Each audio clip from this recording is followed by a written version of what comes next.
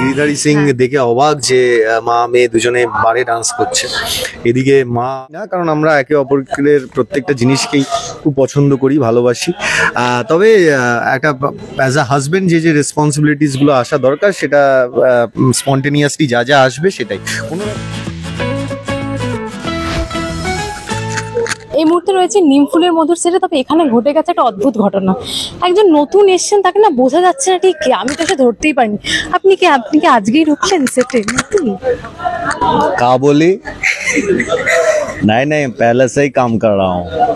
আসলে আজকে একটা ছদ্মবেশের লুক নিয়ে এসেছি।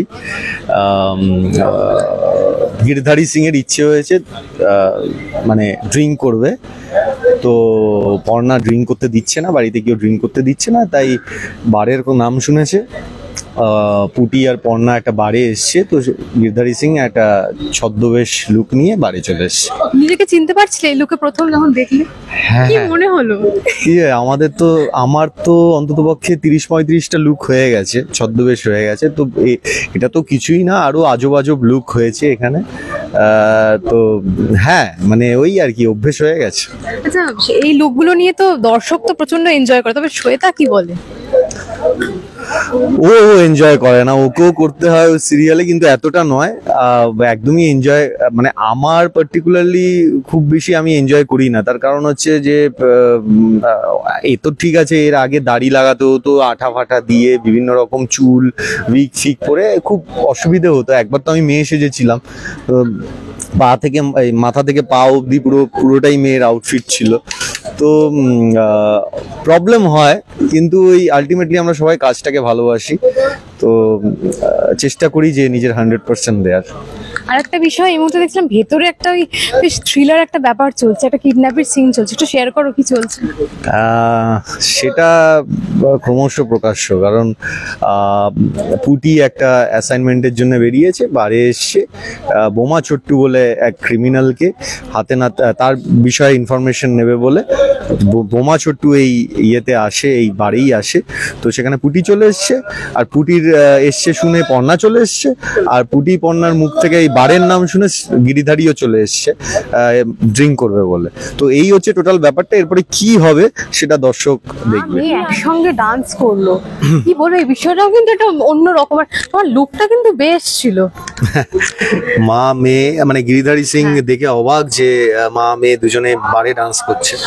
এদিকে মা বাড়িতে ড্রিঙ্ক করতে প্রচুর মারধর করছিল যে ড্রিঙ্ক করা যাবে না, আমার বাড়িতে কেউ ড্রিঙ্ক করে না। এবার বাবু সিং ভাবছে যে মানুষটা এত বারণ করছে, সে নিজেই বারে এসে ডান্স করছে, তাও আবার মেয়েকে নিয়ে। তো এই ব্যাপারটাই মানে বাবু সিং শকড আর কি। আচ্ছা, রুবেলদার তো মানে ক্যারেক্টার বিষয়ে আমরা জানি, তবে তার কিন্তু সামনের মাসে বিয়ে, গাঁটছড়া বাঁধতে চলেছেন সামনেই। কতটা এক্সাইটেড? একটু টেনশন কাজ করছে ব্যাকগ্রাউন্ডে? একটু তো টেনশন কাজ করেই, কারণ সময় খুব কম হাতে, আর এত বড় একটা অকেশন আমরা দুজনেই লিড করছি, তো সেখানে সময়টা একটা বিশাল বড় ইস্যু আমাদের কাছে। তবে তার মধ্যে থেকেও, ব্যস্ততার মধ্যে থেকেও, হ্যাঁ, আমরা দুজনেই চেষ্টা করছি যাতে যতটুকু সময় পাওয়া যায় অ্যারেঞ্জমেন্ট করা যায় আর কি, কোনো রকম কোনো কমতি না থাকে। আচ্ছা, কেনাকাটা কতটা এগোলো? কেনাকাটা অনেকটা হয়েছে। এবার বিয়ের ব্যাপার তো কিছু না কিছু মনে হয় যে থেকে গেল, বাকি থেকে গেল, তবে অনেকটাই করে এসছি। তোমাদের বন্ধুত্ব, তারপরে সম্পর্ক, এবার তোমরা বিয়ের দিকে এগোচ্ছ, সেখানে দাঁড়িয়ে সেই ব্যাচেলার লাইফ থেকে এবার তোমার ফ্যামিলি লাইফে ঢুকছো। কোথাও মানে নিজের মধ্যে কি পরিবর্তন আনার চেষ্টা করছো, বা এমন কিছু রয়েছে নিজের মধ্যে বদলানোর সেই চেষ্টাটা করেছো, বা কিছু এমন না বদলানোর বিশেষ করে কিছু চেষ্টা করিনি, দুজনেই না, কারণ আমরা একে অপরের প্রত্যেকটা জিনিসকেই খুব পছন্দ করি, ভালোবাসি। তবে একটা অ্যাজ আ হাজবেন্ড যে রেসপন্সিবিলিটিস গুলো আসা দরকার, সেটা স্পন্টেনিয়াসলি যা যা আসবে সেটাই। কোনো রকম কোনো এফোর্ট দিচ্ছি না, এফোর্টলেসলি যা আসবে সেটাই অ্যাকসেপ্ট করবো। রেসপন্সিবিলিটি আর কিছু, মানে যেটা একটা সব থেকে বড় তো রেসপন্সিবিলিটি, তারপরে আছে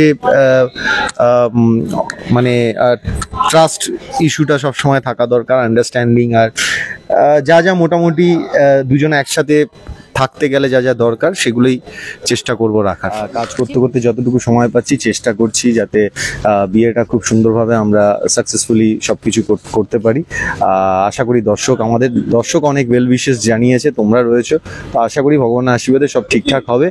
আর সবাইকে এইটুকুই বলবো, বিশ্বাস কতটা এগোলো বলো? কাজ এগোচ্ছে, এখনো পুরোপুরি মানে বিয়ের মতো একটা বড় অকেশন, তো তাই কিছু না কিছু বাকি থেকে যাচ্ছে। তবে আমরা চেষ্টা করছি, দুজনেই লিড করছি, তো যতটুকু টাইম পাচ্ছি তার মধ্যে চেষ্টা করছি সময় বের করে যতটা কাজ এগিয়ে নেওয়া যায়। একটা বিষয় জানতে চাইবো, খুব ইচ্ছে করছে, ব্যাচেলর লাইফ একরকম হয়, বিয়ের পরের লাইফটা আরেকরকম হয়। আমার কোনো আলাদা কোনো ব্যাপার না, আমি প্রেম করছি 4 বছর হয়ে গেছে, তো ম্যারিড লাইফই অলমোস্ট, তো ওরকম কোনো ব্যাপার নয়। কাজও চলবে, আর আগামী যে জীবনটা আসছে সেখানে আশা করি খুব সুন্দরভাবে কাটাবো। যে কোনো সম্পর্কে টিকিয়ে রাখতে গেলে কোন বিষয়গুলো প্রয়োজনীয় একটা সম্পর্কে বলে তোমার মনে হয়?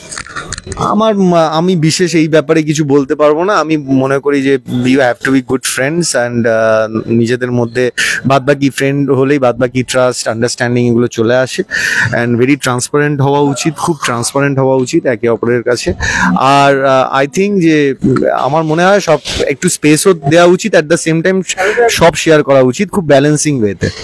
মানে গুড ফ্রেন্ড, গুড হাজবেন্ড, সমস্তটাই মানে এক কথা বলেছে। তবে তোমাদের কেনাকাটা তো বলছো এগিয়েছে, নিজেদের কি বাঙালিয়ানার সাজে সাজানোর চেষ্টা করছে এবার, নাকি আমরা দেখেছি অনেকে ওয়েস্টার্নের সাজে প্রেফার করে, তোমরা কোনটা প্রেফার না করছো? বাঙালি বিয়ে বাঙালিতেই প্রেফার করি।